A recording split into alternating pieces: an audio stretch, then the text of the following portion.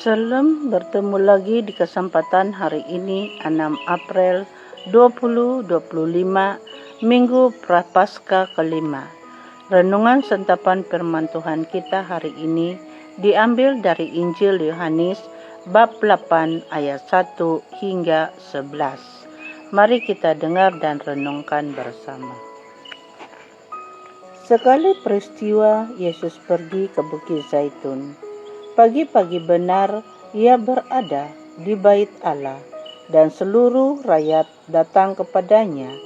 Ia duduk dan mengajar mereka. Lalu ahli-ahli Taurat dan orang-orang Farisi membawa kepadanya seorang perempuan yang kedapatan berzina. Mereka menampatkan perempuan itu di tengah-tengah, lalu berkata kepada Yesus, "Rabi, perempuan ini tertangkap basah ketika ia sedang berzina. Musa dalam hukum Taurat memerintahkan kita untuk melempari dengan batu perempuan-perempuan yang demikian. Apakah pendapatmu tentang hal ini?"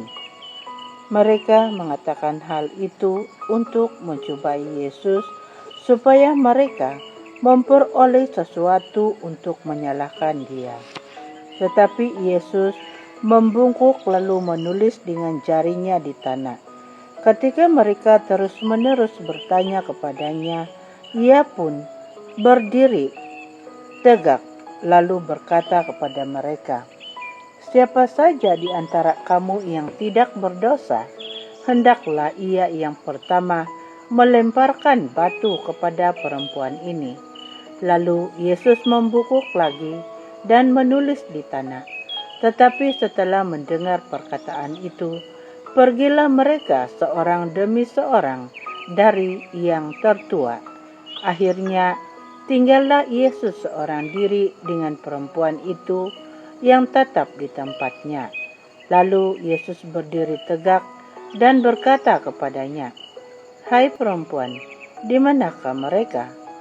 Tidak adakah seorang pun yang menghukum engkau?" Jawab perempuan itu, "Tidak ada, Tuan." Lalu kata Yesus, "Aku pun tidak menghukum engkau. Pergilah, dan mulai dari sekarang jangan berbuat dosa lagi." Injil Tuhan. Terpujilah Kristus. Saudara dan saudari yang terkasih dalam Kristus, selalu kita mendengar pepatah mengatakan, gajah di seberang lautan dapat dilihat, tetapi selumbar di mata sendiri tidak dapat dilihat. Maksudnya, betapa senang kita melihat kesalahan dan dosa orang lain, tetapi pada waktu yang sama kita lupa pada dosa diri sendiri. Ketika kita menunjuk orang lain dengan satu jari, 4 jari lagi berbalik kepada kita sendiri. Maka tahap pertobatan dan pengampunan itu lebih besar kepada diri kita sendiri.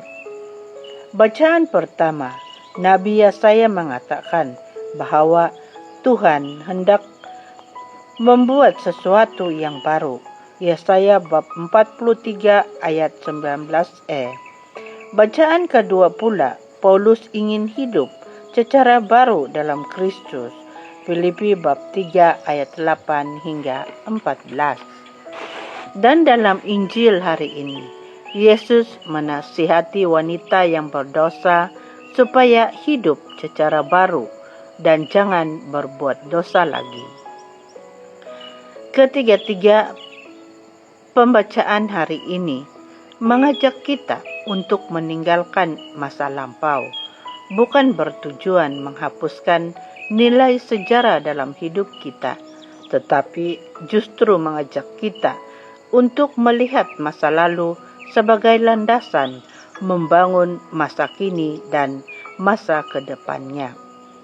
Jika masa lalu kita itu semuanya bernilai baik, sila teruskan masa kini dan kedepannya.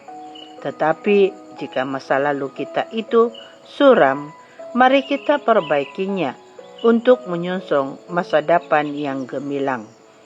Jangan terpaku pada masa lalu yang baik atau buruk sampai lupa membangun masa kini dan masa yang akan datang. Mendewakan masa lalu akan menjatuhkan kita kepada kesombongan, dan mengadili masa lalu juga akan membuatkan kita pasrah tanpa bergerak ke depan.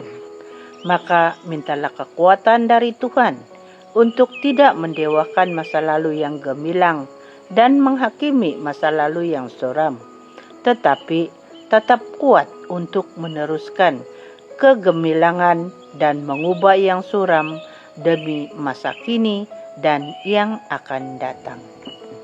Amin.